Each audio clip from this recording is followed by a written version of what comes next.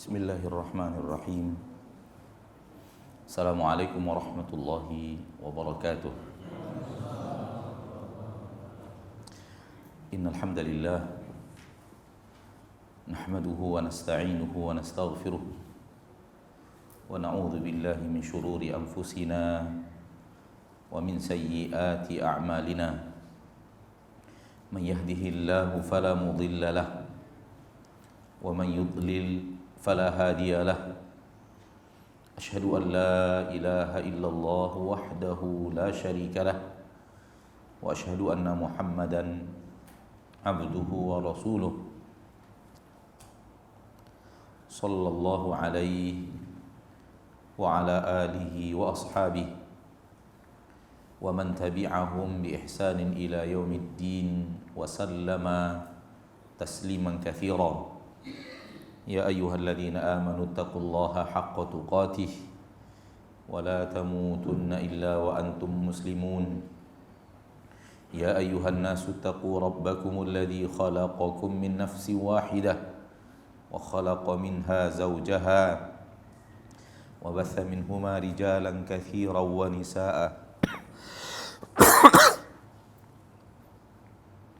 Wattaqullaha alladzi tasaaluna bihi wal arham innallaha kana 'alaikum raqiba. Ya ayyuhalladzina amanu taqullaha wa qulu qawlan sadida yuslih lakum a'malakum wa yaghfir lakum dhunubakum wa man yuti'illaha wa rasulahu faqad faza fawzan 'azima.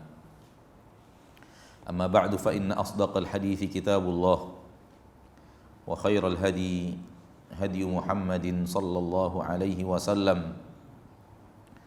Syarrul umuri muhdatsatuha fa inna kulla muhdatsatin bid'ah wa kulla bid'atin dhalalah wa kulla dhalalatin finnar. Ma'asyiral muslimin, ma'asyiral muslimat, al-hadirin wal hadirat rahimani wa rahimakumullah. Mari kita bersyukur kepada Allah Tabaraka wa Ta'ala, Rabbul Izzati wal Jalalah wa Rabbul Jabaruti wal Malakuti wal Kibriyai wal Azamah, yang telah mencurahkan kepada kita kasih sayangnya yang tiada tara, yang telah mencurahkan kepada kita rahmat dan nikmatnya yang tiada tara. Sungguh Allah mencintai kita, menyayangi dan merahmati kita lebih daripada kasih sayang yang diberikan oleh kedua orang tua kita kepada kita. Itulah yang dikatakan oleh Nabi Muhammad sallallahu alaihi wasallam dalam hadis yang diriwayatkan oleh Imam Al-Bukhari dari Anas bin Malik radhiyallahu anhu wa ardhahu. Beliau bersabda, "Lallahu arhamu bi ibadihi min hadihi bi waladiha." Sungguh Allah lebih mencintai hamba-hambanya, lebih mengasihi hamba-hambanya lebih daripada kasih sayang wanita ini kepada anaknya. Yang ketika itu ada seorang wanita yang kehilangan bayinya. Dia cari sampai dia bertemu bayi itu. Lalu kemudian dia peluk, dia dekap erat-erat dan dia berikan ASI. Ketika itulah Nabi SAW mengatakan, Allah sungguh mengasihi, menyayangi hambanya lebih daripada kasih sayang wanita ini kepada anaknya. Tidak ada cinta suci dari makhluk kepada makhluk. Tidak ada cinta murni dari makhluk kepada makhluk dalam kehidupan kita sekarang ini yang melebihi cinta seorang wanita kepada anaknya. Bahkan mengalahkan cinta seorang ayah kepada anaknya. Oleh karena itu kenapa di akhir hayat, ketika orang tua kita sudah tua, maka Allah Tabaraka wa Ta'ala menyuruh kita berbakti, berakhlak mulia, berakhlak halus kepada ibu kita lebih daripada akhlak kita kepada ayah kita. Bukan kepada ayah tidak berakhlak, namun dilipat gandakan untuk ibu lebih daripada ayah. Dikarenakan perjuangan ibu untuk anaknya biasanya lebih besar dari perjuangan ayah terhadap anaknya. Salawat dan salam kepada Nabi kita tercinta, Rasul kita yang mulia, suri tauladan kita Nabi Muhammad sallallahu alaihi wasallam. Sebaik-baik pejuang yang berjuang untuk agama Allah Subhanahu wa taala di permukaan bumi, berjuang untuk menyampaikan risalah Allah. Beliau mulai dari seorang diri, kemudian beriman kepadanya istrinya Khadijah radhiyallahu anha wa ardhaha, dan beriman kepadanya sahabat sejatinya Abu Bakar As-Siddiq radhiyallahu anhu. Kemudian beriman segelintir kecil dari budak-budak kota Mekah, dan beliau berjuang bersama mereka menegakkan risalah Allah, penuh dengan getar-getirnya dakwah, penuh dengan rintangan, penuh dengan darah. Mereka berdarah-darah. Abu Bakar dipukul rame-rame di samping Ka'bah, Bilal diazab di tengah padang pasirnya Mekah, Ammar bin Yasir dan keluarganya diazab oleh Abu Jahal la'natullahi alaih, dan banyak lagi penderitaan para sahabat dalam perjuangan mereka menegakkan agama Allah. Kemudian dengan izin Allah, agama itu pun jaya dengan izin Allah melalui perjuangan mereka. Maka kita wajib mencintai para sahabat, karena tanpa mereka kita tidak akan bisa kenal agama, dan mereka lah yang telah menukilkan agama Allah kepada kita, karena mereka mendapatkannya dari Nabi, lalu mereka sampaikan kepada murid-murid mereka, lalu murid-muridnya mereka menyampaikan kepada muridnya, dan begitu seterusnya sampailah agama itu kepada kita. Perjuangan begitu panjang dan perjalanan waktu begitu panjang, sehingga masuklah ke dalam perjalanan agama Islam yang panjang ini sesuatu yang bukan bahagian daripada agama Islam. Bak sebuah air yang mengalir dari sumbernya yang murni dan telah berjalan jauh, telah berjalan lama, masuklah ke dalam air itu sesuatu yang bukan bahagian daripada air. Entah dia adalah dedaunan, entah dia adalah lumpur. Dan semakin jauh air itu mengalir, semakin syarat dengan yang bukan air. Faham yang saya maksud? Namun kehebatan agama Nabi Muhammad adalah jaminan Allah bahwa Allah akan menjaganya. Dan itu kelebihan yang tidak diberikan kepada agama-agama atau syariat Nabi sebelum Nabi Muhammad sallallahu alaihi wasallam. Hanya 300 tahun ditinggal oleh Nabi Isa Al-Masih, umat Nabi Isa telah menjadikan Nabi Isa Tuhan selain Allah. Namun telah 1400 tahun umat Nabi Muhammad SAW ditinggal oleh Nabi mereka tercinta Muhammad sallallahu alaihi wasallam. Agama Nabi Muhammad SAW tidak berubah. Masih ada agama yang seperti yang diajarkan Nabi SAW tegak di permukaan bumi, walau mayoritas yang beragama tidak seperti itu. Mereka telah tercampur agamanya dengan sesuatu yang bukan agama, yang bukan berasal dari agama Nabi kita tercinta Muhammad SAW, baik secara keyakinan, baik secara ibadah, baik secara muamalah. Sebagaikan air yang tadi kita contohkan, telah mengalir jauh dan masuk ke dalamnya sesuatu yang bukan air. Namun perbedaannya dengan mengalirnya agama Nabi Muhammad, masih tersisa air yang asli itu. Masih ada air yang bening tanpa tercemar oleh sesuatu. Masih ada agama Nabi Muhammad SAW dan syariat Nabi Muhammad SAW sebagaimana yang diajarkan Nabi Muhammad SAW di tengah masyarakat. Dan itu tidak akan mungkin tanpa Allah Tabaraka wa Ta'ala yang berbuat. Menunaikan janjinya, Allah berfirman, Inna nahnu nazzalna dzikra wa inna lahu lahafidhun. Sungguh kami yang menurunkan zikir. Zikir di sini maknanya adalah Al-Quran dan sunnah Nabi Muhammad sallallahu alaihi wasallam. Wahyu yang Allah turunkan adalah zikir. Dan seluruh syariat yang Allah turunkan adalah zikir. Seluruh amalan yang Allah turunkan adalah zikir. Yang Allah ajarkan kepada Nabi Muhammad sallallahu alaihi wasallam dan Nabi Muhammad ajarkan kepada umat.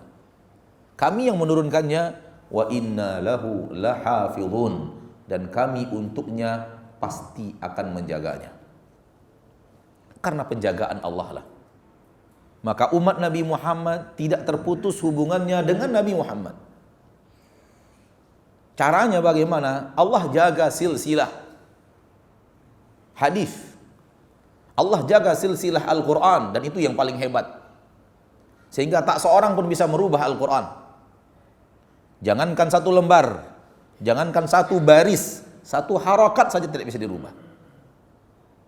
Dirubah satu harakat saja dari kasrah ke sukun, dari sukun ke kasrah, orang akan tahu. Dan salah seorang Yahudi di zaman Khalifah Bani Abbasiyah masuk Islam gara-gara ini. Dia mengatakan bahwa saya mengarang kitab Taurat dan saya tukang tulis. Karena dahulu nggak ada mesin fotokopi.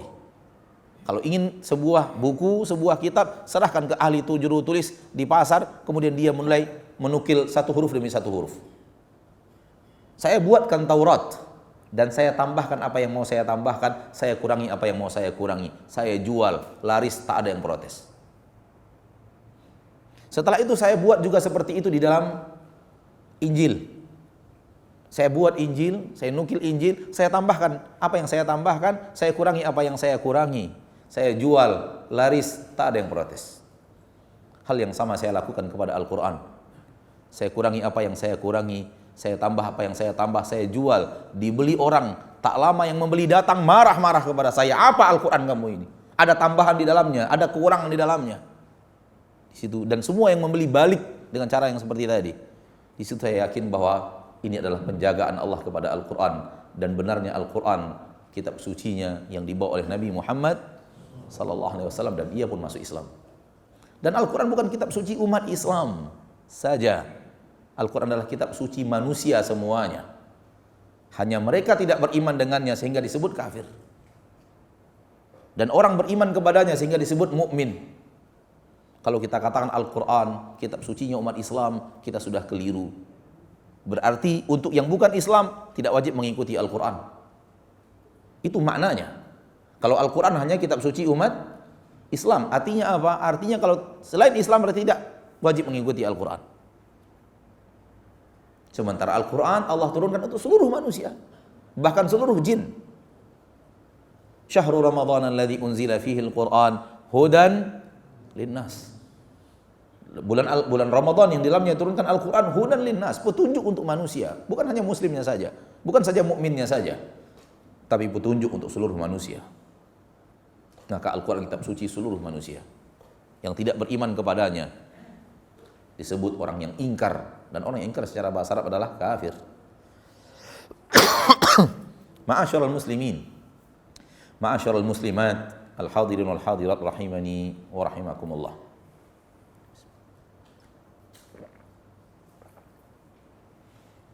Kita hidup di permukaan bumi,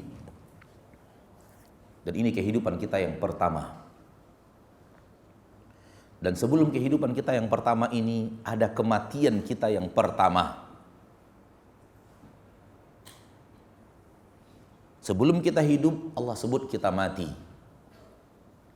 Dan itu kematian pertama. Setelah itu Allah hidupkan kita. Itulah kehidupan yang pertama. Dan inilah kehidupan yang sedang kita rasakan. Dan setelah kehidupan ini, semua kita yakin ada yang namanya kematian. Dan itulah kematian yang kedua. Dan kematian yang kedua itu tidak panjang, singkat sekali. Mulai daripada malaikat maut mencabut nyawa, sampai orang-orang yang mengantarkan kita ke jenazah balik arah untuk pulang ke rumah masing-masing. Hanya segitulah kematian itu, terlalu singkat.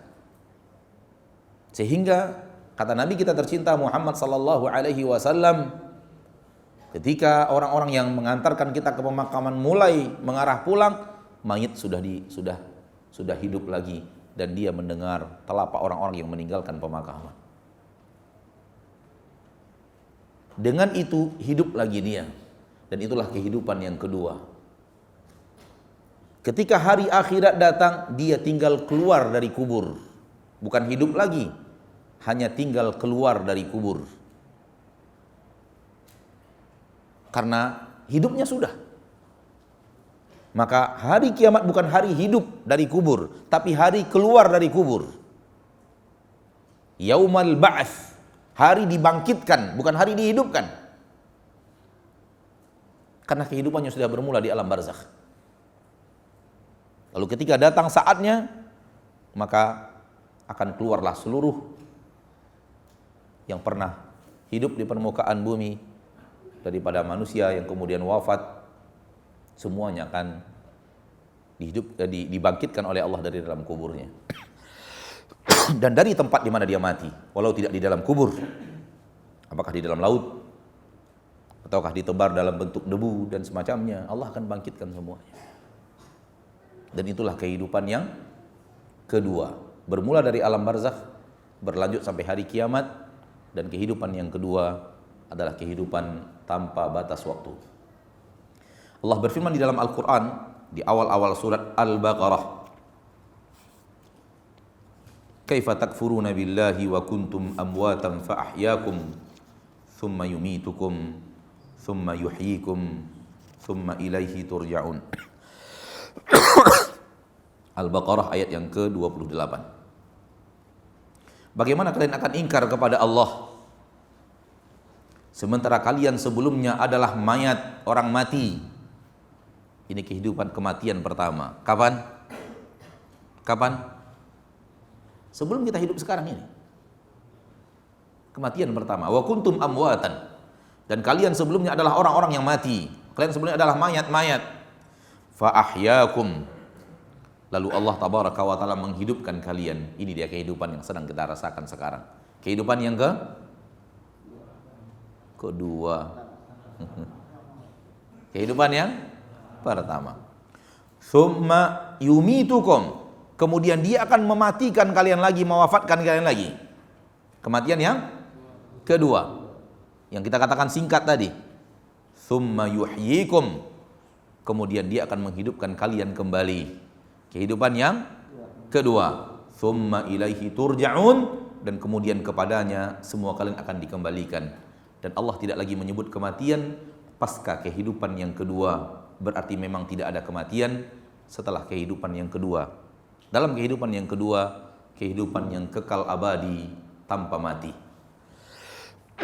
Di dalam hadis Nabi SAW mengatakan, setelah seluruh penduduk surga masuk surga dan seluruh penduduk neraka yang kekal di neraka sudah di neraka, Allah datangkan kematian dalam bentuk seekor kibas, lalu disembelih di tengah-tengah antara surga dan neraka. Disaksikan oleh penduduk surga, semoga ada kita di sana. Dan disaksikan oleh penduduk neraka, semoga tidak ada kita di sana. Setelah kematian disembelih oleh Allah, kematian pun telah mati, sehingga tidak ada lagi kematian. Allah berkata kepada penduduk surga, ya ahlal jannati khuludun fala maut. Wahai penduduk surga, kekal selama-lamanya, tak ada kematian. Wa ya ahlan nari khuludun fala maut. Wahai penduduk neraka, kekal selama-lamanya, tak ada lagi kematian. Dan itu akan membuat penduduk surga semakin tambah bahagia dan semakin tambah girang. Girang tahu? Bahasa dimengerti? Iya. Saya takut bahasa Sumatera. Bahasa Indonesia ya? Riang gembira.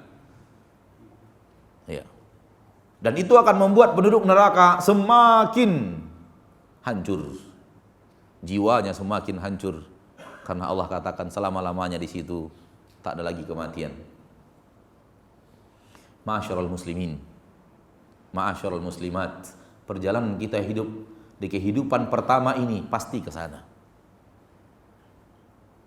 Tak ada lagi tempat selain dua tempat itu. Dan kehidupan kita di permukaan bumi ini, disinilah kita menentukan dengan pilihan yang Allah berikan kemampuan kita untuk memilih, kita mau kemana. Jangan lupakan itu. Jangan lupakan itu setiap hari dalam hidupmu wahai mukmin. Jangan lupakan itu setiap hari dalam hidupmu wahai mukminah. Kalau Anda lupa, Anda membuka pintu kepada iblis dan bala tentaranya seluas-luasnya untuk menggoda dirimu. Yang lupa bahwa setiap hari yang lupa bahwa dia melangkah ke salah satu tempat di antara dua tempat itu,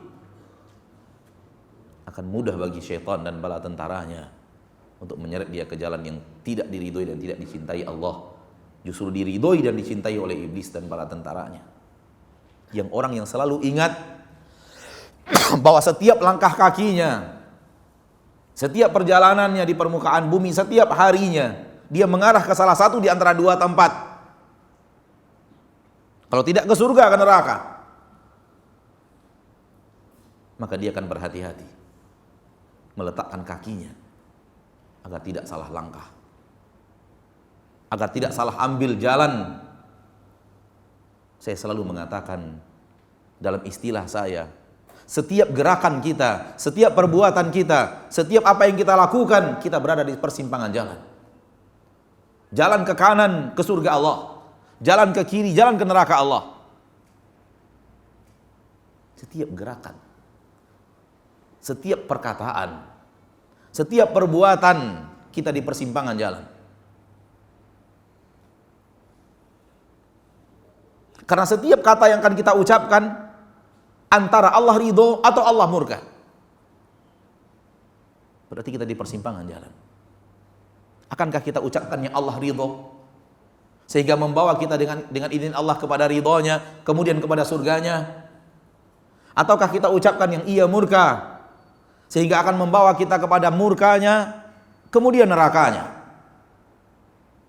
Kalau itu lisan, hal yang sama dengan pandangan. Kalau itu pandangan, hal yang sama dengan pendengaran.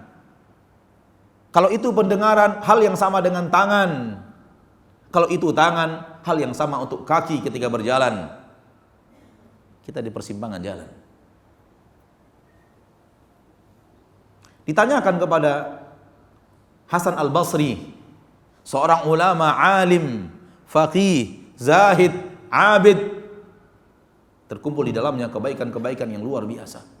Ahli ilmu, ahli ibadah, ahli zuhud.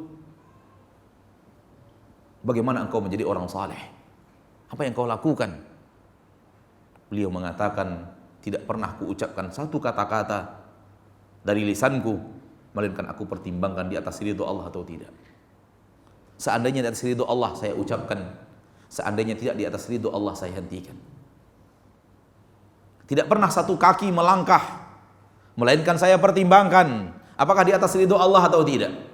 Sekiranya di atas ridho Allah, aku lanjutkan langkah itu. Sekiranya tidak di atas ridho Allah, aku hentikan langkah itu. Ternyata itu yang beliau lakukan terus dalam setiap gerak-geriknya di permukaan bumi. Kenapa kita tidak menjadi orang saleh? Karena kita tidak memperhatikan itu. Kenapa kita tidak menjadi ahli ibadah sebagaimana beliau? Karena terlalu sering kita melakukan aktivitas kehidupan tanpa mempertimbangkan apakah kanan, apakah ke kiri. Dan kita harus jujur kepada diri kita sendiri. Karena berdusta kepada diri sendiri adalah tindakan paling bodoh di permukaan bumi.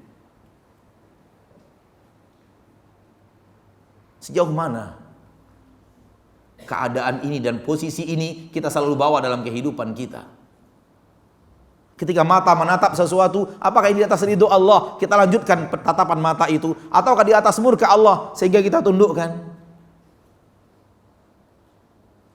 Ataukah ketika melihat sesuatu, apakah di atas ridho Allah sehingga kita lanjutkan?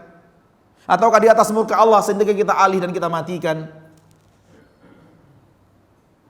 Betapa seringnya kita tidak pernah memperhitungkan itu. Kita hanya tahu apa yang kita mau, kemudian kita kerjakan apa yang kita mau, dan kita tidak peduli apa yang Allah mau, dan kita tidak peduli apa yang Allah tidak mau. Dan ini nasib kita yang sudah rajin ngaji, apalagi nasib orang-orang yang tidak rajin ngaji.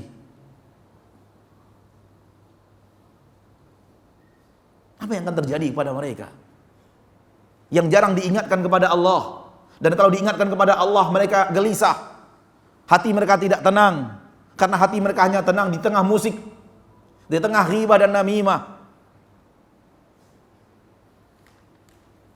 Wahai muslim, wahai muslimah, sadarlah. Setiap kata-kata kata-katamu di persimpangan jalan. Setiap tatapan mata di persimpangan jalan. Setiap yang didengarkan dengan telinga di persimpangan jalan. Dan begitulah kehidupan kita semuanya sampai akhir hayat.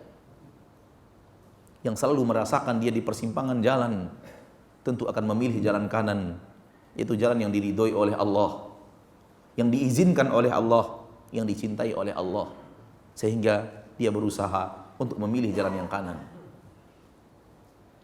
Dan orang yang tidak peduli kepada itu tentu akan memilih sesuatu yang sesuai dengan keinginan syahwatnya. Dan keinginan syahwat lebih dekat kepada jalan ke neraka. Lebih banyak kepada jalan ke neraka. Walaupun tidak semuanya. Ma'asyiral muslimin wal muslimat rahimani wa rahimakumullah.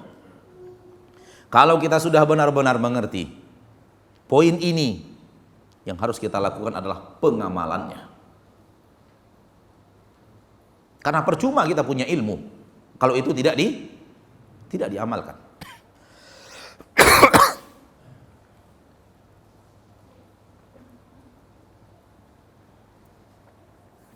Percuma kita belajar kalau kemudian hasil belajar hanya tersisa di buku, tersisa dalam tulisan, namun tidak mengalir sampai kepada amalan. Maka kalau sudah kita mengerti ini, ingatlah selalu dan amalkanlah selalu. Terkadang kita menang, terkadang syaitan yang menang. Harapan kita adalah kita menangnya jauh lebih banyak daripada menangnya syaitan. Menang terus tanpa syaitan kalah bukan kodrat kita sebagai seorang manusia.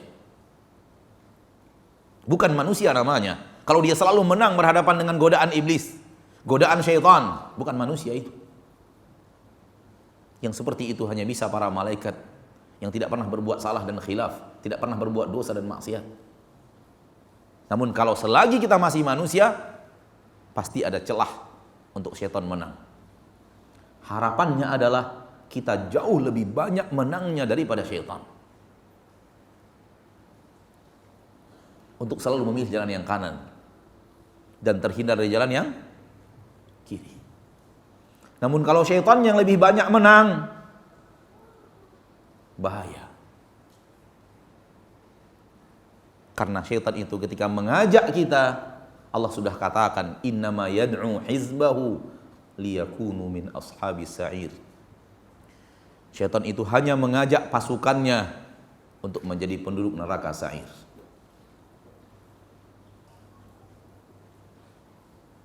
Maka setelah sadar akan poin ini, ingat terus dan amalkan terus. Nasihat saya kepada diri saya sendiri, sebelum nasihat ini saya berikan kepada kaum muslimin, kaum muslimat, al-hadirin wal hadirat pada kesempatan yang berbahagia ini. Mari kita berusaha. Kata-kata yang kita ucapkan, kata-kata yang dicintai Allah. Apa yang akan kita dengarkan dengan telinga kita, yang diridhoi Allah. Apa yang akan kita lihat dengan mata kita, yang diridhoi Allah.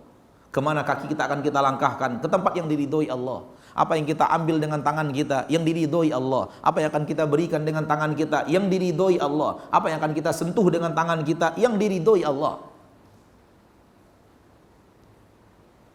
Supaya kita lebih banyak menangnya. Dan ketika kita lebih banyak menangnya, timbangan yaumil mahsyar lebih berat amal salehnya. Dan Allah telah menjamin orang yang timbangan amal saleh lebih berat, penduduk surga. Saudaraku, saudariku, kaum muslimin dan muslimat. Setelah kita berusaha untuk selalu memilih jalan kanan, jangan lupa rajin berdoa kepada Allah. Karena sehebat apapun, kalau bukan Allah yang memberikan kemudahan untuk istiqamah di atas jalan yang hak, tak mudah istiqamah itu. Berat. Saking beratnya orang yang istiqamah, Allah berikan kabar gembira surga. Maka dia bukan makom yang sembarangan. Makomnya orang-orang yang Allah cintai. Makomnya wali-wali Allah tabaraka wa ta'ala di permukaan bumi. Kalau sudah bisa istiqamah.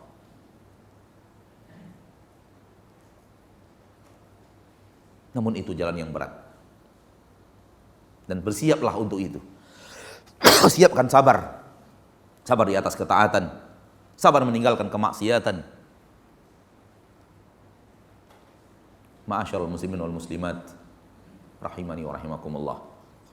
Setelah kita berhasil menempuh jalan yang kanan, ada satu hal lagi yang harus kita kerjakan.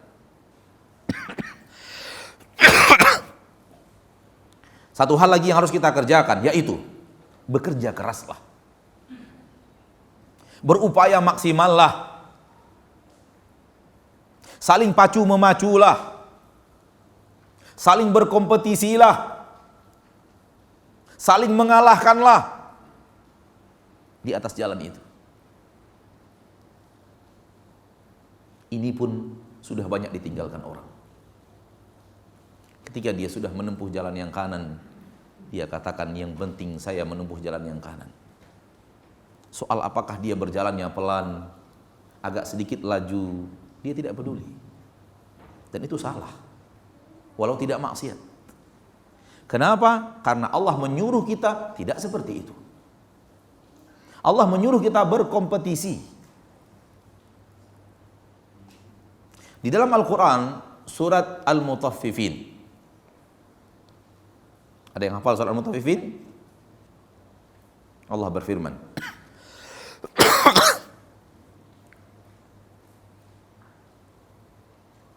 Ayat yang ke-26. Sebelum ayat yang ke-26 Allah bicara surga. Allah tutup dengan ayat yang ke-26. Wa fi dzalika falyatanafasil mutanafisun. Dan untuk itu hendaklah orang yang saling berkompetisi melakukan kompetisi. Hendaklah orang yang saling mengalahkan melakukan aksi saling mengalahkan. Dalam ayat yang lain di surah Al-Hadid ayat yang ke-21. Sabiqu ila maghfiratin min rabbikum wa jannatin 'arduha ka'ardis sama'i wal ard u'iddat lil ladzina amanu billahi wa rusulihi dzalika fadlullahi yu'tihi man yasha wallahu dzul fadlil 'adzim. Allah mengatakan berlomba-lombalah kalian. Sabiqu, berlomba-lombalah kalian. Apa arti berlomba? Saling mengalahkan. Namun saling mengalahkan yang sehat. Saling mengalahkan yang diridhoi Allah. Saling mengalahkan ibadah tanpa riya. Sabiqu ila maghfiratin min rabbikum, berlomba-lombalah kalian menuju ampunan dari Rabb kalian, wa jannah, dan menuju surga, arduha ka'ardis sama'i wal ard, yang luasnya bagaikan luas langit dan bumi. U'iddat lil ladzina amanu billahi wa rusulihi, telah disiapkan untuk orang-orang yang beriman kepada Allah dan Rasulnya. Dzalika fadlullahi yu'tihi man yasha, itu adalah karunia Allah yang Allah berikan kepada orang-orang yang Allah pilih. Wallahu dzul fadlil adzim, dan Allah memiliki karunia yang sangat besar. Ini tolong ditaruh di bawah dulu ya. Nanti setelah selesai kajian materi naikkan ke atas. Barakallahu fiik. Lihatlah ayat ini. Bukankah Al-Quran kita yakini sebagai pedoman hidup? Bukankah Al-Quran kita yakini sebagai penuntun hidup yang membimbing langkah kita? Ini dia. Berlomba-lombalah. Mari kita tanya diri kita, sejauh mana kita telah berlomba-lomba? Ataukah kita bertanya, pernahkah saya berlomba-lomba dalam kebaikan dan ketaatan, mengejar ampunan Allah, mengejar surga Allah, atau tidak pernah ikut perlombaan? Tidak pernah ingin mengalahkan saudaranya dalam ketaatan, tak pernah ingin menjadi yang terbaik dalam ibadah, menjadi orang yang terdepan dalam hadir ke masjid, menjadi orang yang terdepan di masyarakatnya yang rajin membaca Al-Quran, atau rajin puasa, atau rajin sedekah, atau rajin memaafkan, atau paling sabar, atau paling ikhlas, atau paling tawakal. Terlalu banyak jalan menuju surga Allah tabaraka wa ta'ala. Pernahkah kita berlomba ingin menjadi yang terbaik di salah satu saja di antara yang banyak itu?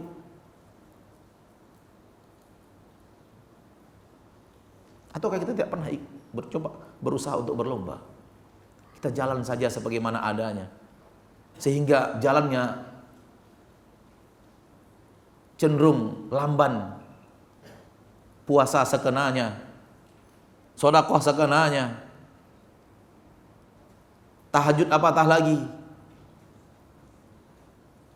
memaafkan sulit, sabar sulit. Jangan. Nah, Allah menyuruh kita di atas jalan itu saling kalah mengalahkan, saling berlomba. Dan kalau kita melihat para sahabat Nabi sallallahu alaihi wasallam yang mereka ditarbiyah langsung oleh Nabi Muhammad SAW, yang mendidik mereka langsung Nabi Muhammad sallallahu alaihi wasallam, kita melihat perlombaan yang luar biasa. Kehidupan mereka adalah serupan orang yang luar biasa, berlomba-lomba menuju ampunan Allah, berlomba-lomba mendapatkan anugerah Allah, berlomba-lomba mengejar surga Allah Subhanahu wa taala. Sehingga orang yang fakir, sekelompok orang yang fakir kota Madinah datang kepada Nabi sallallahu alaihi wasallam mengadu. Dan Nabi ketika itu adalah pemimpin umat. Kalaulah ada orang fakir di zaman kita sekarang datang kepada pemimpin, tahulah kita apa yang akan dikeluhkan. Akan dikeluhkan apa? Ekonomi. Kekurangan harta, kekurangan lahan pekerjaan, dan seterusnya dan seterusnya. Yang akhir-akhirnya adalah uang. Tapi lihat apa yang dikeluhkan orang fakir. Binaan Nabi Muhammad sallallahu alaihi wasallam, tarbiyah Rasulullah sallallahu alaihi wasallam. Mereka berkata kepada Rasul kita tercinta, "Ya Rasulullah, dhahaba ahlud duthuri bil ujur." Wahai Rasulullah, hanya orang-orang yang kaya yang bisa dapat pahala. Yang mereka irikan pahala, bukan harta. Dan Allah Maha tahu apakah yang kita irikan adalah hartanya atau yang kita irikan benar-benar pahalanya. Sehingga kita tidak peduli hartanya, yang penting pahalanya. Allah tahu isi hati kita. Banyak orang yang mengatakan, seandainya saya kaya seperti dia, saya akan berbuat seperti dia. Sebenarnya di hatinya Allah tahu kamu hanya ingin harta. Dan Allah juga tahu siapa yang benar-benar ikhlas dalam ucapannya, yang dia inginkan adalah pahala, bukan harta. Dan orang yang benar-benar ingin pahala, tulus untuk pahala, itulah orang-orang yang akan mendapatkan pahala seperti pahala orang yang telah berinfak walau dia tidak berinfak.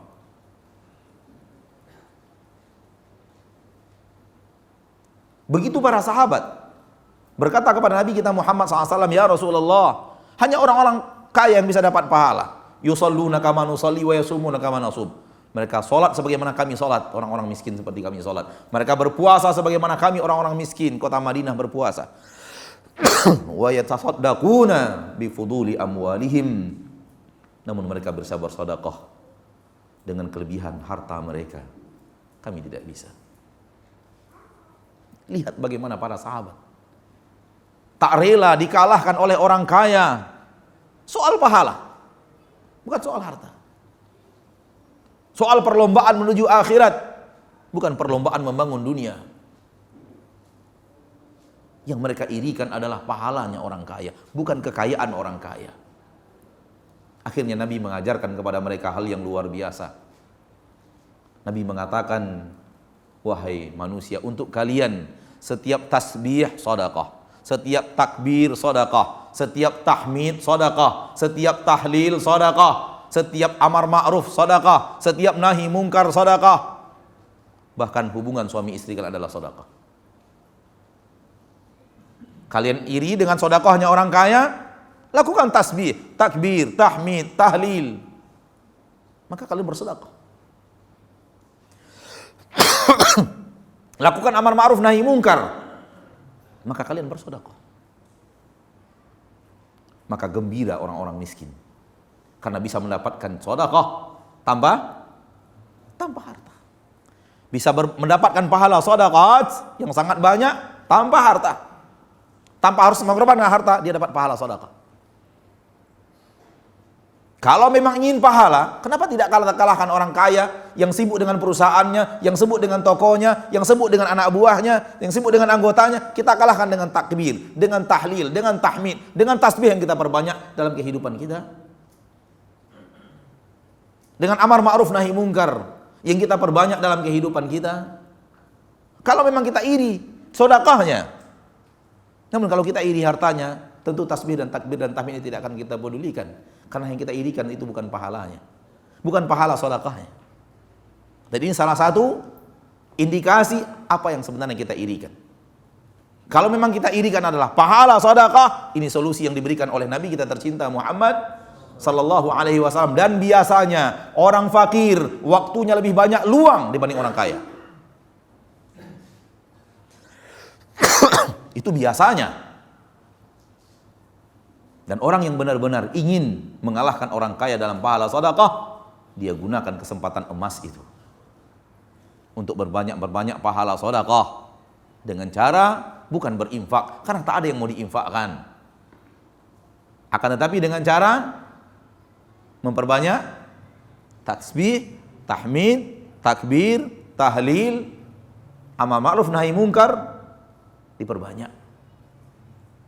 Agar dengan memperbanyak ini dan sibuknya orang kaya di bisnisnya, kemudian dia berinfak, bisa imbang-imbang di akhirat, atau bisa dikalahkan, mengalahkan orang-orang kaya dengan infak dan sedekahnya. Ma'asyiral muslimin, ma'asyiral muslimat, lihat bagaimana para sahabat Nabi berlomba-lomba dan berjiwaku menjadi orang yang memang melakukan hal yang luar biasa daripada kebaikan. Turun firman Allah di dalam Al-Quran di awal juz yang keempat. Silahkan kembali nanti ayat berapa? Di awal juz yang keempat. Lan tanalul birra hatta tunfiqu mimma tuhibbun. Kalian tidak akan mendapatkan kebajikan yang sebenar-benarnya kebajikan, pahala yang sebenar-benarnya pahala, kecuali kalian infakkan apa yang kalian cintai. Lan tanalul birra hatta tunfiqu mimma tuhibbun. Kalian tidak akan mendapatkan kebajikan yang sebenarnya sampai kalian menginfakkan apa yang kalian cintai. Mendengarkan ayat itu diturunkan, datang kepada Nabi SAW seorang sahabat yang dikenal dengan nama Abu Dahdah dan berkata kepada Rasulullah SAW, ya Rasulullah, Allah berfirman seperti ini, dan ketahuilah wahai Rasul, hartaku yang paling kucintai adalah kebunku Bayraha. Bayraha adalah sebuah kebun kurma di kota Madinah, karena mayoritas penduduk Madinah adalah petani kebun kurma. Dan itu penghasilan utama mereka. Kebunku yang paling kucintai. Ada kebun-kebun lain, namun yang paling dicintai dari kebun kurma yang beliau miliki adalah Bayraha. Itu yang paling kucintai ya Rasulullah. Dan Allah mengatakan kalian tidak mendapatkan pahala kebajikan yang sebenarnya sampai kalian infakkan apa yang kalian cintai, maka saya jadikan ini sedekah. Dan saya serahkan kepada engkau ya Rasulullah. Peruntukkanlah untuk orang-orang yang engkau pilih.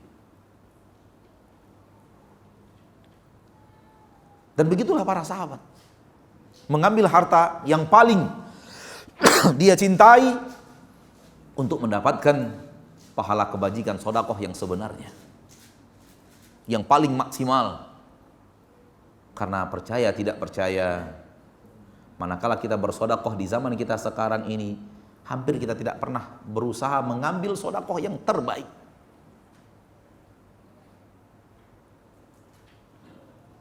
Kalau kita sadar kepada apa yang kita lakukan, atau kita introspeksi kepada apa yang kita sedekahkan, yang kita sedekahkan itu hanya sekian persen kecil dari apa yang Allah berikan kepada kita. Walaupun kita ambil semua isi dompet kita sekarang ini lalu kita sedekahkan, isi dompet itu hanya sebagian kecil dari apa yang kita miliki. Dan itu pun hampir tak berani kita memberikan semuanya. Saya mengatakan ini berbicara tentang diri sendiri dan berbicara tentang kaum muslimin dan kaum muslimat yang kita saksikan. Pernahkah kita berlalu dalam hidup kita mengambil semua isi dompet kita untuk kita letakkan di tempat sedekah yang benar? Kapankah kejadiannya itu? Berapa kali dalam hidup kita? Sementara yang ada di dompet kita hanya segelintir kecil dari apa yang kita miliki. Segelintir kecil dari kendaraan yang kita kendarai. Segelintir dari rumah kita yang telah kita tempati. dan selirik kecil mungkin dari apa yang ada di rekening yang kita miliki. Itu pun berat memberikannya sebagai sedekah.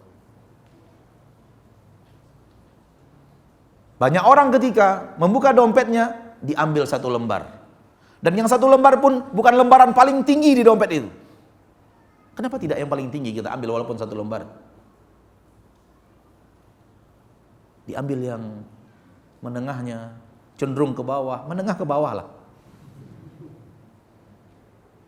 Itu diberikan untuk sedekah. Ya akhi, ini untuk surga. Ya akhi, ini untuk hidupmu di surga Allah. Ya akhi, ini adalah simpananmu di akhirat. Yang tersisa belum tentu milikmu. Boleh jadi milik orang lain. Boleh jadi hilang. Boleh jadi milik anak-anak setelah kematian. Intinya yang ada di dunia akan Anda tinggalkan. Mana yang akan menjadi milik kita yang sebenarnya yang kita infakkan? Lalu kenapa kita infaknya setengah-setengah hati atau menengah ke bawah? Kapan kita akan menginfakkan infak yang terbaik? Seperti yang Allah Tabaraka wa Ta'ala ajarkan. Mari berjibaku, mari berusaha, mari berlomba. Dan itu yang Allah perintahkan kepada kita. Dan itu yang Allah turunkan sebagai tuntunan dan bimbingan kepada kita. Hanya butuh orang yang menggerakkan hati kita untuk melakukannya. Ketika Nabi Muhammad SAW mengajak kaum muslimin untuk berinfak di perang Tabuk, karena persiapan Baitul Mal minim, sementara musuh besar yang akan dibawa sebanyak-banyaknya kaum muslimin, namun tidak cukup persediaan, sehingga Nabi mengajak para sahabat untuk bersedekah, memberangkatkan pasukan. Ketika itu Utsman berinfak dengan 600 ekor unta lengkap dan sarana prasarana perang. Kalau 1 ekor unta harganya sekarang sekira-kira 15 juta kali 600, berapa kira-kira? Ayo. Kalau tidak salah 7,8 miliar. Kalau tidak salah, coba. 7,9 miliar. Itu baru untanya saja. Tambah sarana perangnya. Tamengnya, pedangnya, kira-kira 10 miliar. Dalam hitungan harga unta kita sekarang dan harga sarana perang kita sekarang. Dan tentu harga itu di zaman Rasul ya segitu-segitu juga nilainya gitu. Lebih kurang. Namun dengan takaran di zaman itu. Namun kita menakarnya dengan takaran di zaman kita supaya terlihat real. Sekali infak 10 miliar. Karena memang beliau memiliki harta yang dimudahkan Allah. Banyak kita punya harta yang dimudahkan Allah, berinfak 1 miliar pun tidak berani. Kalau ataupun dia berinfak 1 miliar, dari Sabang sampai Merauke iklan. Pernah itu. Dia berinfak 1 miliar hewan kurban. Namun di seluruh TV swasta iklannya. Dan Sabang sampai Merauke iklan yang dipajang di umbul-umbul apa namanya itu? Ya. Infak 1 miliar. Subhanallah. Bukan banner Pak, di pinggir-pinggir jalan itu bukan banner, apa namanya itu? Ya udahlah, iklan-iklan begitulah pokoknya. Ya spanduk-spanduk infak 1 miliar. Baru 1 miliar iklannya dari Sabang sampai Merauke. Dan di seluruh televisi swasta. Baru 1 miliar. Kita tidak berbicara ikhlas atau tidak ikhlas, tapi aneh. Karena yang namanya ibadah itu Allah suruh, Allah perintahkan, sembunyikan. Bukan diiklan-iklankan. Sekali infak 110, lebih kurang 10 miliar. Kemudian Umar bin Khattab pulang ke rumah beliau dan mengumpulkan semua harta yang beliau miliki. Karena dulu harta orang tidak di luar, di rumahnya. Kenapa mereka berani meletakkan hartanya di rumahnya? Tak ada pencuri di zaman itu. Tak ada orang yang berniat nyolong, merampok di zaman itu. Sehingga meletakkan harta di rumah bukanlah sesuatu yang membuat mereka khawatir. Beda dengan kita sekarang. Sehingga kita tidak berani meletakkan harta kita di rumah kita sendiri. Dikumpulkan harta yang ada dari harta yang beliau miliki, beliau ambil setengahnya. Dan beliau bawa kepada Nabi Muhammad SAW. Ya Rasulullah, ini setengah hartaku, aku infakkan. Kata-kata setengah saudaraku, kata-kata setengah saudariku, kalimat yang gampang diucapkan dengan lisan, tapi sangat berat untuk diamalkan. Kalau tidak percaya, silakan amalkan. Kalau tidak percaya berat, silakan amalkan. Atau paling tidak jangan diamalkan dulu ya, mungkin iman kita belum kuat untuk mengamalkannya, fikirkan saja dulu. Antum yang tahu berapa uang di rekening? Antum yang tahu berapa emas istri? Antum yang tahu berapa euro? Antum yang tahu berapa dolar? Kalau ada simpanan dalam bentuk itu, gabungkan dapat angka, infak setengahnya. Bukan pekerjaan mudah, pekerjaan yang sangat berat. Namun seperti itulah Allah perintahkan. Seperti itu dilakukan oleh para sahabat. Umar mengambil setengah hartanya yang ada. Datang kepada Nabi SAW dan mengatakan, ya Rasulullah, ini setengah hartaku yang ada. Diterima oleh Nabi. Dan Umar merasa apa yang beliau amalkan telah besar. Dan memang besar. Dan Umar merasa mungkin kali ini dia telah berhasil mengalahkan amal Abu Bakar. Dan Abu Bakar tidak tahu bahwa dia ingin dipacu oleh Umar. Tapi Umar ingin memacunya. Karena Umar sadar bahwa dia selalu ketinggalan oleh Abu Bakar. Itulah itulah perlombaan para sahabat. Begitulah mereka hidup, saling ingin mengalahkan, saling ingin menang tanpa permusuhan. Ingin menjadi terbaik di hadapan Allah, ingin menjadi yang terdekat di sisi Allah Subhanahu wa taala. Itu yang termasuk dengan perlombaan itu. Dan Umar setelah menginfakkan setengah hartanya, merasa bahwa mungkin dengan ini saya mengalahkan Abu Bakar. Maka Umar tak jauh-jauh dari situ duduknya, ingin menunggu apa yang dilakukan oleh Abu Bakar. Tak lama Abu Bakar datang dan kemudian membawa harta dan mengatakan kepada Rasulullah, wahai Rasulullah, ini semua hartaku yang ada. Dia pulang ke rumah, dia kumpulkan semua hartanya yang ada. Dan dia bawa kepada Nabi SAW dan mengatakan, wahai Rasulullah, ini semua hartaku yang ada. Kata Umar setelah itu, aku tak pernah lagi ingin mengalahkan Abu Bakar. Tak pernah kalah Abu Bakar. Wajar kalau beliau sangat dicintai oleh Rasul kita tercinta Muhammad sallallahu alaihi wasallam, dan wajar kalau beliau menjadi orang terbaik daripada umat Nabi Muhammad. Semoga Allah melaknat orang yang melaknat beliau. Ma'asyiral muslimin, lihat bagaimana para sahabat berpacu-pacu. Lihat bagaimana para sahabat berlomba untuk akhirat. Pertanyaan itu adalah, bagaimana kita? Bagaimana kita dengan perlombaan itu? Wallahi, demi Allah, kalau kita jujur kepada diri kita sendiri, kita akan melihat saudara-saudara kita yang lebih hebat daripada kita dalam banyak hal. Dan kita ketinggalan jauh.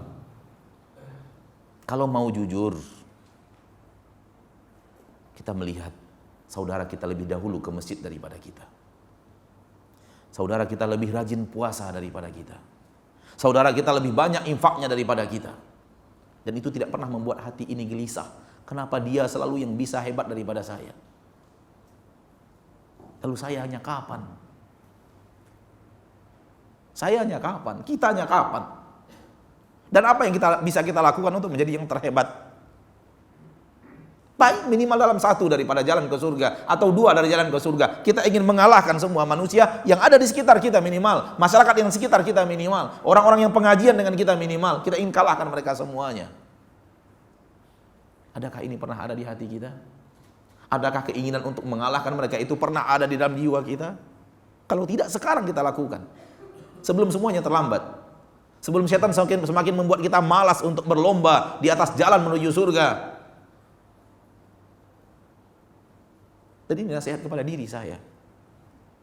Sebelum saya berikan kepada saudaraku-saudariku muslimin dan muslimat, baik yang mendengar langsung acara ini atau yang kemudian mendengarkan rekamannya, mari kita berlomba, saudaraku.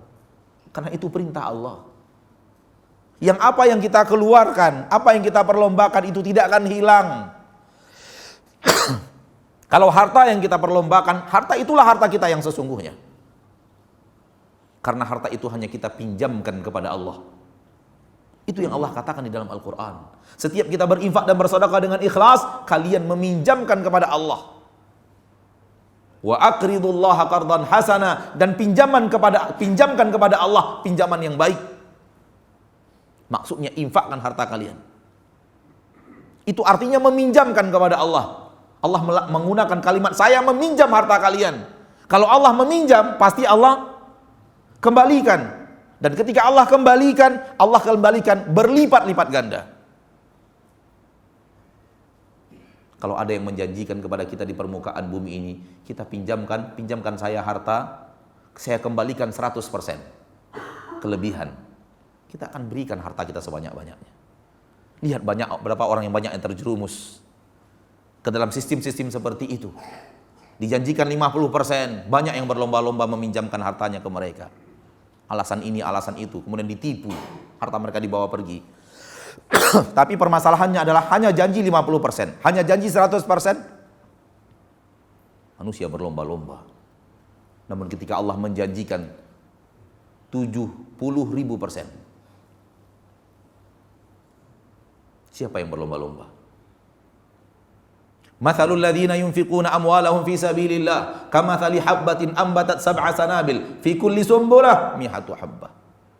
Permisalan orang yang menginfakkan hartanya di jalan Allah bagaikan orang yang menanam satu tanaman, satu biji. Dan satu biji ini menumbuhkan 7 tangkai. Dan setiap tangkai tumbuh 100 biji. Berarti 700. Kalau 700 dibuat persennya berapa? 70.000%. Apakah saya benar? Atau saya salah? Kalau saya salah jangan diamkan, Pak. Nggak boleh mendiamkan ustadz yang salah. Betul kah? 700 tambah 2 nolnya 70.000. 70.000% dijanjikan Allah, bukan 100%, bukan 50%, 70.000% dijanjikan Allah. Siapa yang berlomba-lomba mengajarnya? Allah katakan wa aqridullaha qardan hasana. Pinjamkan kepada Allah pinjaman yang baik. Wa ma tuqaddimu li anfusikum min khairin tajiduhu indallah huwa khairan wa 'azama ajra. Dan apapun yang kalian berikan kepada diri kalian daripada kebaikan, kalian akan temukan di sisi Allah lebih baik daripada itu semuanya. Allah akan kembalikan pinjaman itu berlipat ganda. Namun bukan sekarang memang. Nanti. Tidak dibayar cash memang. Kredit berjangka. Kapan? Setelah kematian. Dan itu hak. Itu pasti. Allah tidak akan menyia-nyiakan amal soleh kita. Dan Allah akan lipat gandakan amal soleh kita. Setiap amal soleh kita dilipat gandakan minimal 10 kelipatan. Minimal. Dan Allah akan lipat gandakan lebih banyak. Sampai 700 kali lipat. 70.000% dilipat gandakan oleh Allah Tabaraka wa Ta'ala. Dan khilaf para ulama. Apakah bisa lebih banyak daripada itu? Atau itu yang paling maksimal? Khilaf para ulama. Sebagian mengatakan bisa lebih banyak. Sebagian mengatakan segitulah yang paling banyak. Kalau ataupun pendapatnya segitu yang paling banyak. Sudah sangat banyak itu. 70.000%. Apalagi kalau seandainya lebih banyak daripada itu. Namun kebanyakan manusia tak tergiur oleh 70.000% yang Allah janjikan. Kebanyakan orang-orang yang telah Islam tak tergiur dengan 70.000% yang Allah janjikan. Saya selalu berpesan kepada diri saya dan berpesan kepada saudariku kaum muslimin dan muslimat. Minimal sekali dalam umur kita ini, infakkanlah setengah harta kita. Saya tidak berani mengajak seperti Abu Bakar infakkan semuanya. Karena saya tahu mungkin kita tidak ada yang sanggup untuk itu. Tapi untuk setengah ada kemungkinan sanggup. Ada kemungkinan sanggup. Karena kalau harta kita 10 miliar, kita infakkan 5, masih tersisa 5 loh. Dan yang kita infakkan 5 itu berlipat ganda di sisi Allah kalau kita ikhlas melakukannya. Belum lama ini saya mendengar cerita. Belum lama ini, baru hitungan sekian hari belakangan. Saya mendengar seorang muslim dan muslimah, suami istri, yang menjual rumahnya, kemudian mendapatkan hasil penjualan sekitar 2 miliar, langsung diinfakkan. Subhanallah. Subhanallah. Hebat. Kita iri.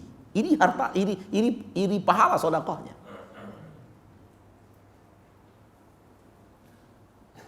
Ma'asyiral muslimin dan muslimat rahimani wa rahimakumullah. Mari. Sekali lagi mari. Ya, nasihat ini kepada diri saya sendiri. Dan kita semuanya, paling tidak sekali seumur hidup kita coba untuk berinfak setengah harta yang kita miliki. Berapa harta yang sedang kita miliki, ambil setengahnya infakkan di jalan Allah. Harapan yang sekali ini membuka pintu surga. Inti dari semua yang saya bicarakan adalah berjibakulah hidup di permukaan bumi dalam kesolehan. Karena ketika sudah di surga, yang ada hanya istirahat total. Tak ada lagi kelelahan di surga Allah. Tak ada lagi kesusahan di surga Allah. Tak ada lagi amal soleh di surga Allah dalam arti kata harus sholat, harus jihad, harus sedekah, harus ini, nggak ada. Seluruh yang namanya susah tak ada di surga Allah. Semua yang ada di surga Allah adalah kenikmatan, semua yang ada di surga Allah adalah kebahagiaan, semua yang ada di surga Allah, seluruh yang kita sukai dan kita cintai. Tak ada lagi yang tidak nyaman. Tak ada lagi penderitaan. Penduduk surga tidak ada yang buang hajat besar atau kecil, karena itu dianggap hal yang membuat kita menderita di sisi Allah di surganya. Tak ada lagi penduduk surga yang memasak-masak untuk makan. Apapun yang dia inginkan makan langsung tersedia, karena Allah menganggap masak-masak itu adalah penderitaan. Tak ada lagi menuangkan air ke dalam gelas. Ketika kita mau minum, gelas itu langsung terisi air. Kita tinggal minum saja, tak perlu dituang-tuangkan. Dan Allah menganggap menuangkan air ke dalam gelas penderitaan surga yang Allah hilangkan dari surga. Maka yang ada di dalam surga Allah, di dalam kehidupan tanpa batas waktu, adalah kenikmatan, adalah istirahat. Maka inilah yang ingin saya ajak diri saya dan kita kaum muslimin dan muslimat, mari kita berlelah di permukaan bumi untuk istirahat di surga Allah Subhanahu wa ta'ala. Sampai di sini materi kita. Waktu yang tersisa kita gunakan untuk menjawab pertanyaan kaum muslimin dan muslimat rahimani wa rahimakumullah.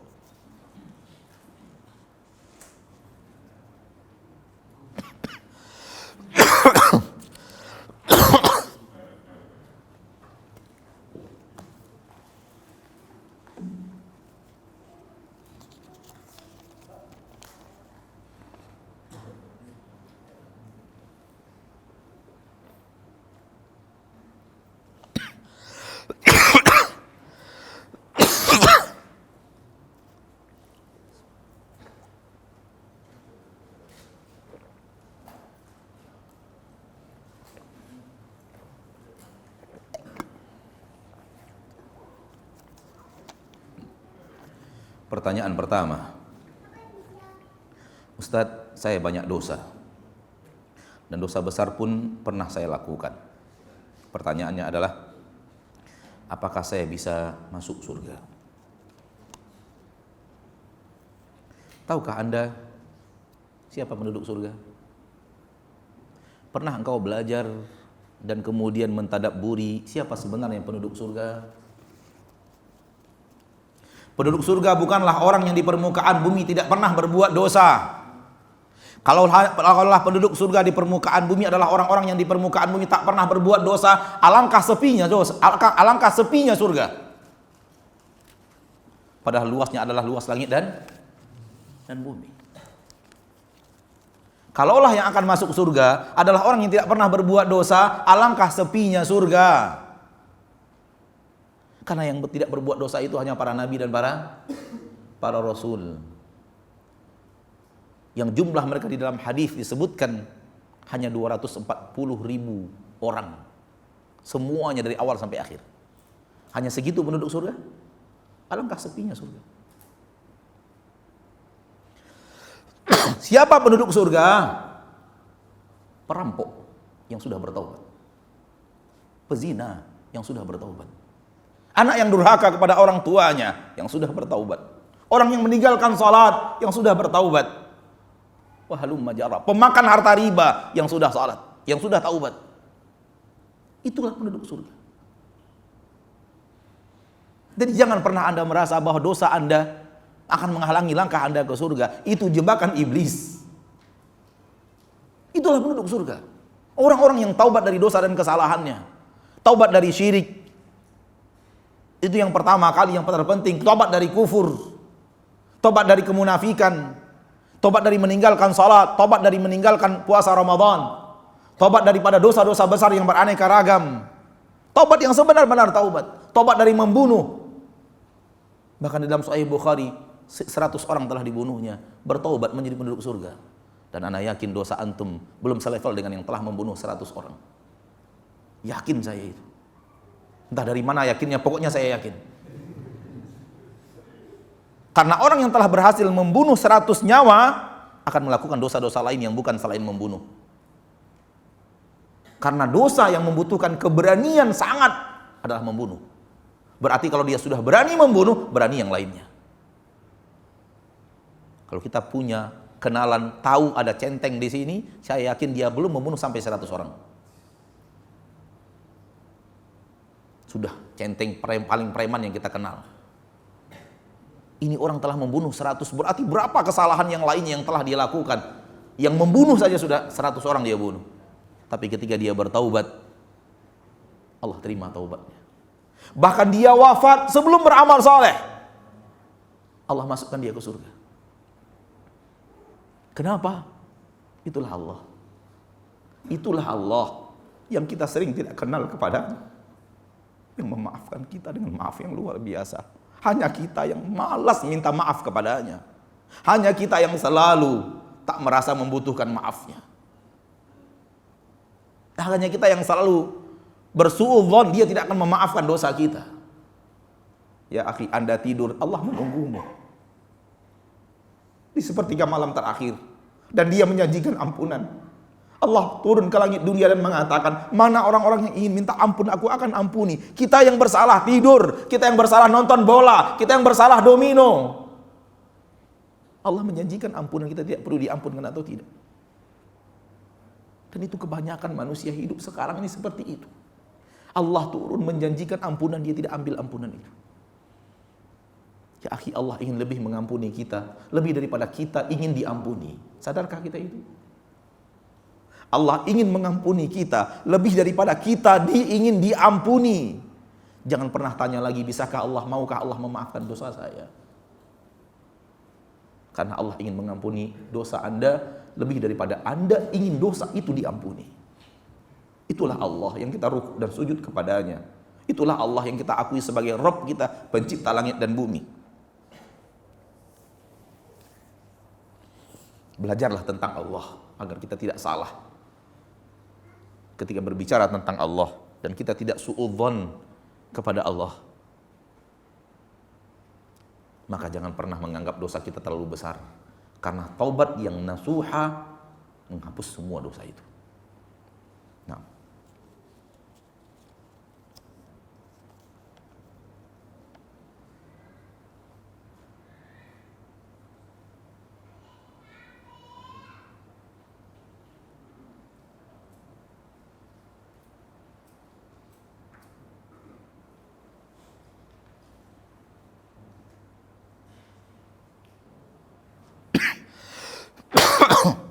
pertanyaan panjang intinya adalah, saya terkena sihir. Bagaimana caranya? Caranya adalah ruqyah diri sendiri. Dan berusaha untuk tidak minta ruqyah kepada orang lain. Kalau ada orang lain menawarkan ruqyah, boleh diterima. Tapi usahakan untuk tidak minta diruqyah. Ruqyah diri sendiri. Bacakan ayat-ayat Allah. Apapun ayat itu, bisa dibacakan kepada air yang akan kita minum, lalu kita minum. Bisa dibacakan kepada air yang akan kita mandikan, kita jadikan air untuk mandi kita, lalu mandi. Dan yang terbaik adalah ambil 7 lembar daun sidir, daun bidara. Dan saya melihat sudah banyak orang menanam daun bidara, walillahil hamd. Dan sekitar 10-15 tahun yang lalu, itu jarang sekali orang menanam peduli kepada daun sidir dan pohon sidir. Sekarang sudah banyak. Bahkan ketika lewat tadi, kalau tidak salah saya melihat ada pohon sidir yang sudah cukup besar di komplek ini. Ya, bidara, daun sidr, daun bidara. Ambil 7, ulek, masukkan ke dalam air mandi, baca ruqyah air mandi itu dengan membaca ayat-ayat Allah. Utamakan qul huwallahu ahad, qul a'udzu birabbil falaq, qul a'udzu birabbin nas, dan ayat-ayat yang lainnya. Ayat kursi. Dan ayat apapun dari Al-Qur'an adalah ayat ruqyah. Dan siapapun yang mampu membaca Al-Qur'an dengan baik mampu meruqyah. Karena ruqyah itu bukan orang yang membacanya, tapi ayat yang dibacanya. Dan orang yang membacanya hanya sekedar penambah. Kalau imannya lebih baik, maka lebih maksimal. Kalau kesolehannya lebih baik, insya Allah lebih maksimal. Kalau keikhlasannya lebih baik, makharajul huruf yang dia baca lebih baik, lebih maksimal. Namun bukan orangnya. Jangan katakan hanya dia ustaz itu yang bisa meruqyah, yang lain tidak bisa meruqyah. Batil itu. Semua orang yang bisa membaca Al-Quran dengan baik bisa meruqyah. Karena yang bermanfaat adalah Al-Qur'annya, bukan orangnya. Lakukan terus sampai jin itu akhirnya lelah di dalam tubuh, dan mudah-mudahan berharap dia keluar, dan perbanyak doa kepada Allah agar dia keluar dari tubuh. Amin ya rabbal alamin.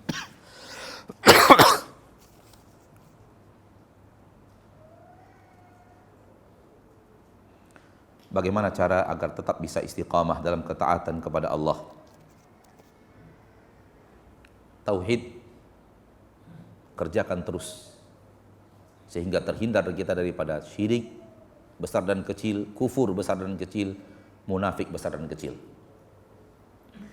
Yang wajib jangan pernah tinggalkan. Dan kalau kita laki-laki, sholat kalau bisa di saf yang pertama. Puasa jangan pernah tinggalkan. Kalau kita memiliki harta, jangan pernah lalaikan zakat. Jangan pernah lalaikan haji dan umroh. Minimal sekali seumur hidup. Sekali umroh dan sekali haji. Lengkapkan yang wajib, setelah lihat apa kewajiban lainnya. Di antara kewajiban lainnya adalah menafkahi istri dan anak. Menafkahi orang tua yang sudah tidak lagi bisa mencari nafkah. Menafkahi saudari-saudari wanita kita yang tidak lagi punya suami. Lakukan itu. Setelah itu lihat masih ada kesempatan untuk berinfak dan bersedekah, maka tidak wajib. Nafkahi orang-orang miskin. Kafalahi anak-anak yatim, santuni anak yatim. Dan anak yatim menyantuninya bukan hanya per waktu-waktu tertentu. Yang diajarkan agama kita menyantuni anak yatim adalah anak itu kita jadikan bagaikan anak kita. Semua pakaiannya, biaya sekolahnya, biaya makannya, jajan hariannya dari kita. Itulah menyantuni anak yatim yang diajarkan dalam agama kita yang dinamakan kafalah. Yang dikatakan Nabi, saya dan orang yang mengkafalah anak yatim bagaikan 2 jari ini di dalam surga Allah di hari kiamat, yang seperti itu. Bukan yang hanya infakkan sebagian harta kita di saat mereka akan sekolah, infakkan sebagian harta mereka di saat mereka akan Idul Fitri. Bukan itu. Itu namanya sedekah kepada anak yatim, bukan kafalah dan menyantuni anak yatim. Yang namanya menyantuni anak yatim, dia bagaikan anak kita. Segala kebutuhannya kita bagaikan orang tua baginya. Walau dia tidak perlu tinggal bersama kita, biarkan dia tinggal bersama ibunya. Biarkan dia tinggal bersama keluarganya. Tapi kita semuanya, kita bagaikan ayah dia yang telah pergi meninggalkan dirinya, dipanggil menghadap Allah Subhanahu wa taala. Dan usia anak yatim, kata para ulama, sampai baligh. Setelah baligh maka tidak ada lagi yang namanya keyatiman. Setelah anak itu baligh, kalau kita ingin lanjutkan, kita lanjutkan. Tapi sifatnya bukan menyantuni anak yatim. Sifatnya adalah berinfak kepada orang miskin. Kalau dia memang miskin. Kemudian kita cari lagi anak yatim yang lain. Bergonta-ganti anak yatim kita supaya semakin dekat kita dengan Rasul kita tercinta di surganya kelak. Di surga Allah kelak. Lihatlah kita bergonta-ganti kendaraan dan biaya kendaraan berapa. Lihatlah kita yang bergonta-ganti perhiasan. Kenapa kita tidak berusaha untuk bergonta-ganti anak yatim? Untuk kita kafalahi, untuk kita santuni.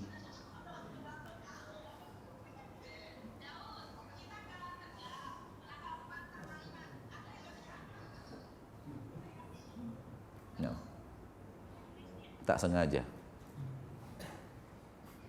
Nah, ma'asyiral muslimin, ma'asyiral muslimat, rahimani wa rahimakumullah. Kemudian lihat lagi apa yang bisa kita amalkan.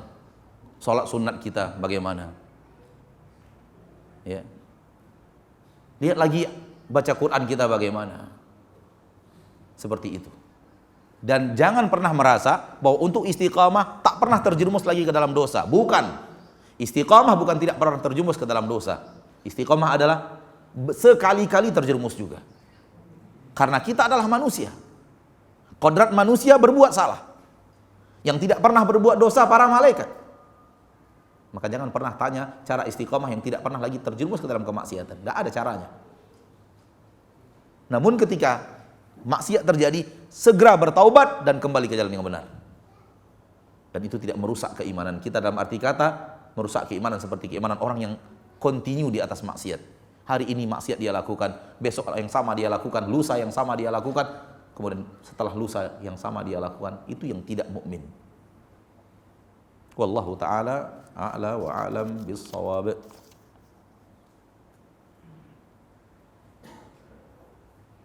Bagaimana cara menyikapi takdir? Karena saya pernah mendengar hadis bahwa Allah telah menetapkan penghuni surga dan neraka. Untuk menjawab pertanyaan ini saya butuh minimal 45 menit. Jadi mohon maaf saya tidak bisa jawab. Waktu yang tidak cukup.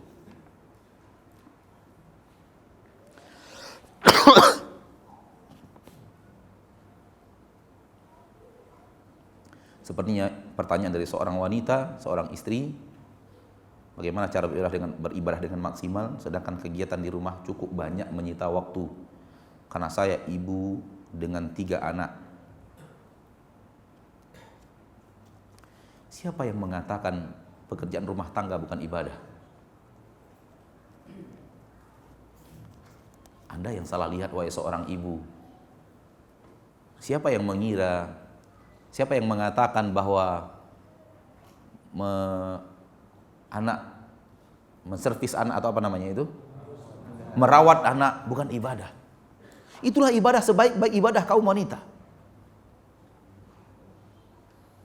Siapa yang bilang mencuci piring di rumah itu bukan ibadah? Siapa yang bilang mencuci pakaian di rumah itu bukan ibadah? Siapa yang bilang menyapu rumah itu bukan ibadah? Itulah ibadah wahai kaum wanita. Apalagi merawat anak, mengasuh anak, apalagi mengajar anak, mentarbiyah anak, sebaik-baik ibadah kaum wanita. Oleh karena itu, kenapa Allah mengatakan kaum wanita lebih baik banyak di rumah? Di dalam Al-Quran, waqarna fi buyutikunna, berdiam dirilah kalian di rumah. Untuk apa di rumah? Baca Al-Quran saja gitu? Bukan. Untuk melakukan apa yang akan dilakukan di rumah tangga. Dan ini yang banyak tidak diinginkan wanita sekarang. Dia tidak mau ibadah yang Allah katakan di rumahnya, ingin ibadah di luar, di rumah disuruh pembantu. Ini kesalahan besar sebenarnya. Dan banyak kekeliruan dan banyak petaka datang dari hal yang seperti ini. Ketika Allah mengatakan waqarna fi buyutikun, dan berdiam dirilah kalian di rumah kalian untuk beribadah. Carilah ridho Allah dalam setiap pakaian yang dicuci. Carilah ridho Allah di dalam setiap piring dan sendok dan gelas yang dicuci. Cari ridho Allah dan setiap lantai yang kita sapu, lantai yang kita pel, rumah yang kita susun. Kemudian cari ridho Allah di balik berkhidmat kepada suami yang akan datang pulang dari kerja. Inilah ibadah kaum wanita. Mendidik anak ibadah yang luar biasa bagi seorang wanita. Dan kalau kita ingin kembali kepada syariat Allah, Allah sudah bagi giliran di luar, jatah di luar, pekerjaan luar untuk para suami, bagian dalam untuk istri. Itulah agama kita. Begitulah Rasulullah SAW menjalankan rumah tangga. Begitu para sahabat menjalankan rumah tangga. Kenal Abu Bakar, Pak? Kenal Abu Bakar? Siapa istrinya? Kenal Umar, Pak? Siapa istrinya? Kenal Ali bin Abi Thalib, Pak? Siapa istrinya? Tahu itu kalau Ali bin Abi Thalib. Karena anak Nabi Muhammad sallallahu alaihi wasallam. Tahu Utsman bin Affan? Siapa istrinya? Kenapa tidak terkenal seperti mereka? Jawabannya karena mereka di rumah.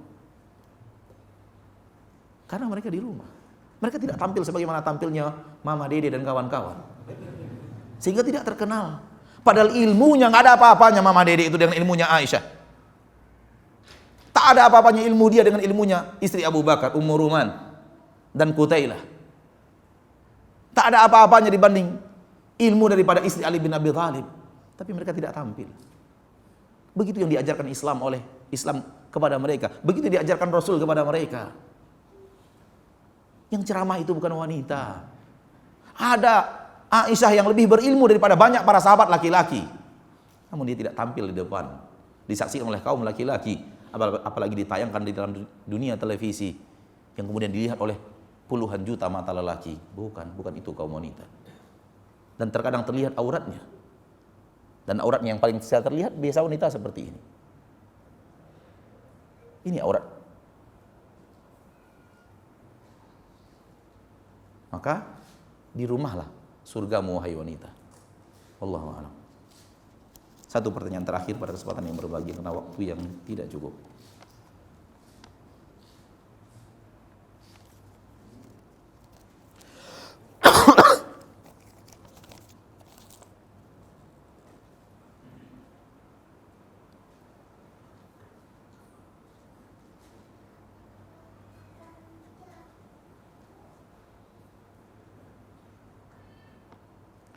Ana mau tanya Ustadz, apa hukumnya orang yang diajak kajian tapi memilih bantu-bantu istri beres-beres rumah? Apakah orang seperti ini termasuk fasik? Kita sulit untuk memberikan nilai, memberikan pandangan. Karena begini Pak, ketika dia tidak mau kita ajak pengajian, mungkin dia ada pengajian lain yang kita tidak tahu, nggak tahu. Allah a'lam. Apakah ketika kita ajak dia tidak mau itu artinya dia berdosa? Apakah dengan tidak hadir kajian yang kita ajak itu artinya dia tidak menimba ilmu? Karena menimba ilmu di zaman kita sekarang tidak mesti harus duduk di majelis taklim, walaupun itu yang terbaik. Kita tidak menafikan itu yang terbaik. Tapi sarana sekarang begitu mudah untuk bisa menimba ilmu tanpa hadir ke pengajian. Mendengarkan nasihat-nasihat agama tanpa harus hadir ke pengajian. Walau yang paling afdal adalah datang. Apalagi di rumah Allah seperti tempat yang seperti sekarang ini. Itu yang paling afdal. Tapi kalau memang diajak pengajian tidak mau dia, menimba ilmu di rumah pun tidak mau dia, itu yang harus kita nasihati. Kalau ada orangnya. Jangan. Menimba ilmu itu kewajiban. Tanpa ilmu kerusakan akan datang menggerogoti kehidupan kita.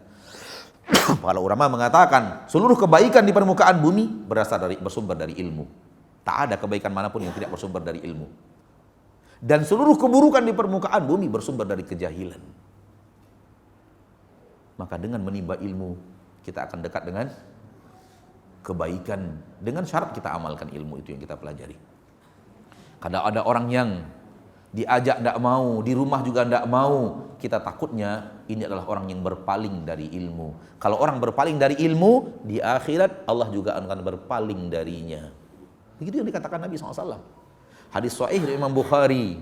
Ada 3 orang datang ketika Nabi SAW sedang memberikan ilmu di masjid.